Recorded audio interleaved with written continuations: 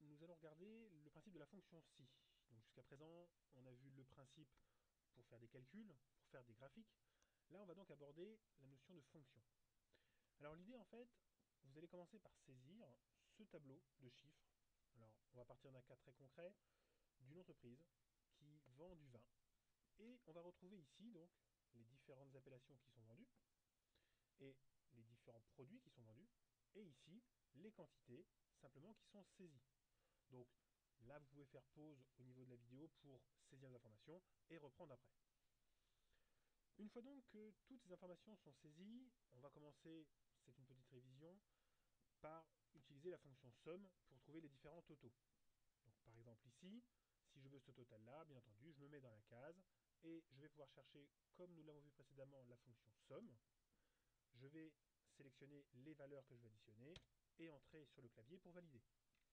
Bien entendu, on va répéter ce même calcul, toujours en cliquant en bas à droite, en maintenant appuyé et en descendant, ce qui nous répète ligne par ligne chacun des calculs. On va faire la même chose pour faire les totaux de chaque colonne. Donc de la même façon, je vais pouvoir me mettre dans cette case qui est ici, venir chercher la fonction somme, sélectionner les valeurs et encore une fois valider par entrée. Bien entendu, le principe de répéter la fonction se fait de la même façon en hauteur ou en largeur. Là, si je resélectionne cette case, vous cliquez ici, vous maintenez appuyé et on peut avoir bien entendu les totaux.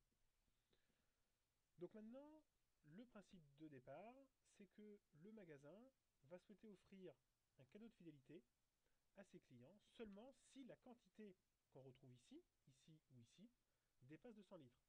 Dans le cas contraire, il n'y aura pas de cadeau. En fait, dans les trois cases qui sont ici, devront apparaître automatiquement soit le mot cadeau, si, bien entendu, la quantité dépasse 200 litres, soit les mots pas de cadeau, si la quantité ne dépasse pas 200 litres. Et bien entendu, ça doit se faire automatiquement. Alors pour ça, on va utiliser une fonction condition. Alors simplement, c'est une fonction, et je vais commencer pour ça par saisir le signe égal au clavier, comme si on voulait faire un calcul simple. Ensuite, en toutes lettres, on va pouvoir écrire le mot si, donc la SI, suivi d'une parenthèse. L'objectif étant de savoir si cette case-là, donc il va suffire de venir cliquer dans cette case-là, en l'occurrence la case C9 dans mon exemple. Sur le clavier, on va saisir le symbole supérieur, alors qui est en bas à gauche de votre clavier, juste à côté de la lettre W. Et donc ce qu'on veut tester, c'est si la case est supérieure à 200. Donc on va taper la valeur 200. Donc si la case C9 est supérieure à 200, alors, eh bien pour ça, on va simplement saisir au clavier un point virgule.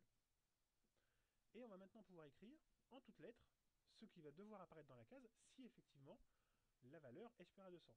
Dans notre exemple, on va écrire le mot cadeau, simplement en le mettant entre guillemets. Donc je vais pouvoir écrire cadeau entre guillemets. De la même façon, je vais mettre un autre point virgule pour gérer le cas de figure où la valeur ne serait pas supérieure à 200. Et dans ces cas-là, toujours entre guillemets, on va pouvoir écrire pas de cadeau. Et il suffit de fermer la parenthèse et de valider par entrée. Là, tout de suite, on voit que le mot cadeau est apparu dans la case, tout simplement parce que la valeur de la case C9 est bien supérieure à 200. L'objectif, bien entendu, encore une fois, c'est de répéter cette même fonction. Donc toujours pareil, en cliquant en bas à droite et en maintenant appuyé, je vais pouvoir étirer cette fonction. Dans la deuxième case, j'ai bien le mot cadeau qui apparaît puisque la valeur qui est ici dépasse 200. Tandis que dans la dernière case, j'ai pas de cadeau qui apparaît puisque la valeur ne dépasse pas 200. Bien entendu, l'intérêt, c'est de pouvoir changer des valeurs. Par exemple ici, si je change une valeur, je mets 100 à la place de 0, le total change et passe au-dessus de 200, et bien automatiquement, le mot pas de cadeau s'est transformé en cadeau. De la même façon, si dans une autre case je viens descendre une valeur, là par exemple je vais mettre 5 au lieu de 250, la valeur descend en dessous de 200 et j'ai pas de cadeau qui apparaît. Donc voilà le principe de cette fonction-ci. Cette fonction-ci, bien entendu, permet automatiquement de faire afficher quelque chose ou autre chose en fonction d'une valeur. On verra dans un autre exercice qu'on peut, cette fonction-là, l'utiliser plusieurs fois dans une même formule pour gérer plus que deux cas de figure. Mais là, on peut gérer un cas de figure inférieur ou supérieur à une valeur, ou alors égal ou différent d'une valeur.